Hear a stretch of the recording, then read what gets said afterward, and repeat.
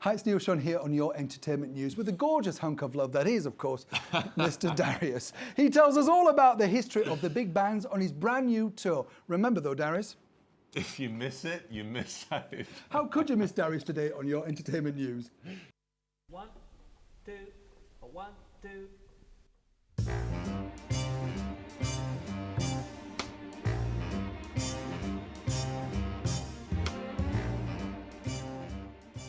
Darius, lovely to see you again. Great to Looking see you. gorgeous as ever. Why, thank you very much. Now, new project for you, bit of a departure. You're touring all around the UK. Yeah.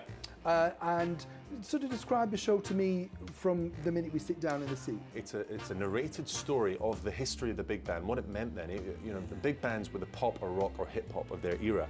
And more recently, we've had artists like Amy Winehouse reinvent 60s soul.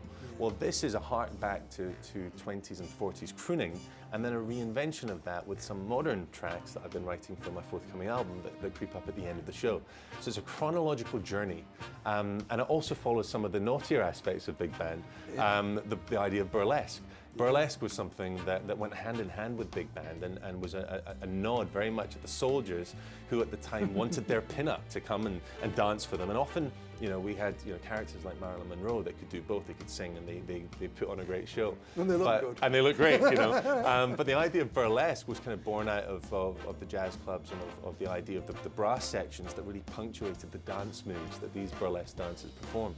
So we've got elements of burlesque, we have elements of a full 18-piece big band, and we've got some of the finest musicians in Europe. So if you're a big band fan or had any inkling of enjoying the music of Harry Connick Jr. or Robbie Williams' Swing When You're Winning album 10 years ago, this is a kind of experience that brings those ideas to life and tells it in a story that hopefully you'll go away feeling really entertained and really get the swing of the authentic real deal, but also have an idea that you were transported back to a different era, and that era that was so magical then. Now, I love the way you just slipped in very seamlessly that you're going to be introducing a few of your newer songs, because that's obviously what your fans will be looking for, as well as all these fantastic standards. And you've recently just been over in LA recording as well.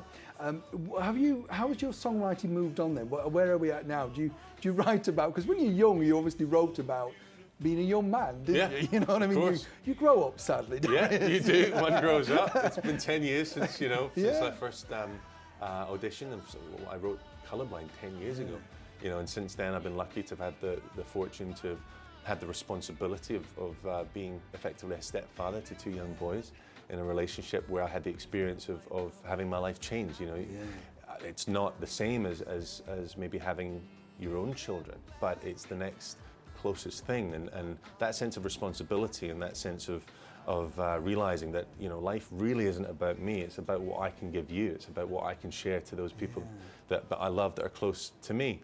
And so I've realized from that and from the near-death experiences of seeing my father in hospital, and he was diagnosed with terminal cancer and fought through that.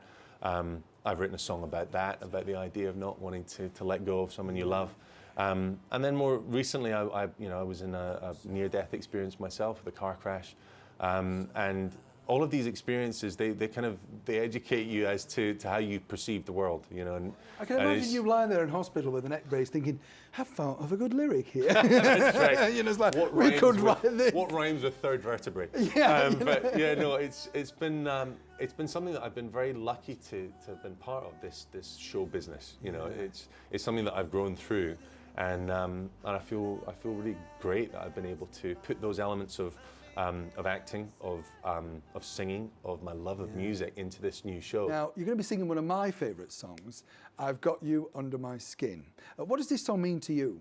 It's a Cole Porter classic, but it's also a song that meant a lot to my grandfather. And so it's a song that has a personal resonance, but it's a classic love song. It's a song that transcends many an era.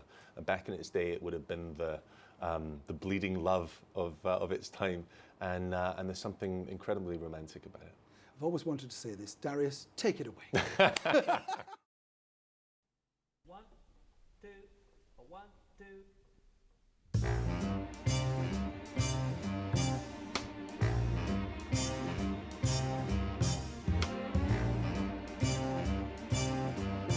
I've got you under my skin.